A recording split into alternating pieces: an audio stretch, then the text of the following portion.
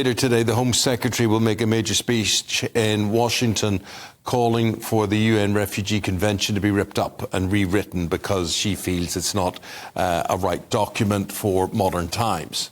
Yes, last year, Suella Braverman called for the UK to leave the European Convention on Human Rights. Today, she's setting her sights on the UN and stating her views on the sustainability of current refugee policies. Her view is that we are living in a different time and that a major overhaul is due. So what's the Home Secretary going to say? She will say we can't sustain the current system that allows refuge based on just fears of discrimination. The status quo, where people are able to travel through multiple safe countries and even reside in safe countries for years while they pick their preferred destination, is absurd and unsustainable. Well, let's pick up this point with the chair of the Labour Party, Anneliese Dodds, who's joining us this morning to talk about this and the rest of the day's news. Good morning to you.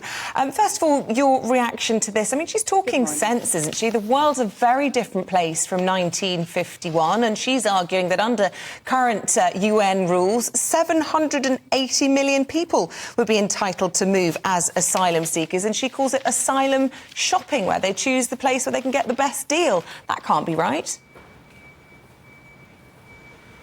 Well, actually, international conventions are not the reason why the Conservative government is failing, in particular, to take action against the international people smuggling gangs. They're not the reason why the Conservative government has such chaos in the asylum system. They're not the reason why British taxpayers are paying £8 million a day on accommodation. I'm afraid the responsibility for all of this lies squarely with the Conservative government. You know, we've seen convictions for people smugglers going down significantly under the Conservatives. We've seen the rate of returns of people whose applications have failed also going down precipitously, down by 70%.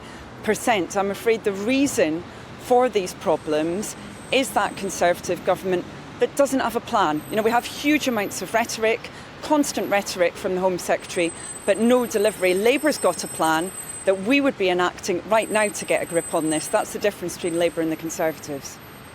Effectively, and this is what the government would say, to re-enter EU quotas and take a number of migrants from the EU, perhaps even more than we get now. Well, that's complete nonsense. That applies if you're a member of the European Union, and Labour will not rejoin the EU. And I think, again, your question, if I may, pointed out the problem here. There's a huge amount of talk from the Conservative government, but their delivery is absolutely woeful. The rate of convictions, as I said, of people smugglers has actually gone down. They're not taking action to deal with this. Labour set out clear plans for us to get a grip on this. You know, for example, to be sharing intelligence, to have joint police cells, to really crack down on those people smugglers. We've had nothing of that from the Conservatives. A lot of rhetoric, yes, but not delivery.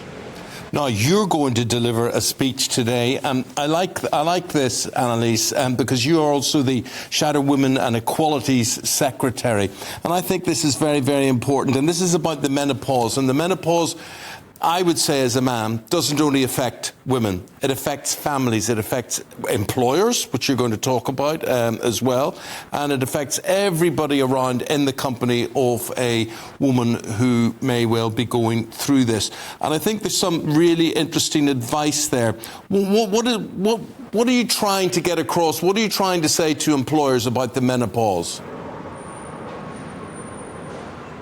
Well, we've been having a lot of discussions with employers and with businesses, and there's a huge amount of concern about what's happening to workers, both men and women, over the age of 50. So we've seen a big drop in the number of women in the workforce between the age of 50 and 64. So 185,000 women have left the workforce. Now, for some that's because of choice, but in many other cases it's for other reasons. They might be on an NHS waiting list, for example.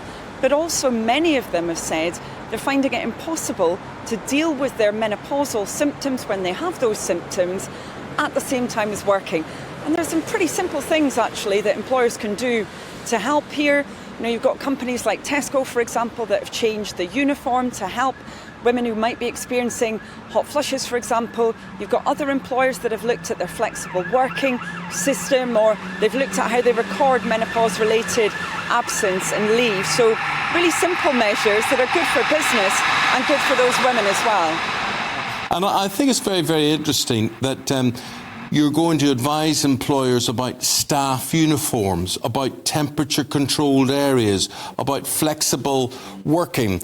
You know, a lot of this can be laughed at and mocked, but goodness me, I tell you, I know 4 women that don't go out the door without having a small fan in their handbag, really, to deal with the temperature changes and whatever. So all of this, I think, would be very, very welcome. And it's an interesting thing that you're taking menopause seriously.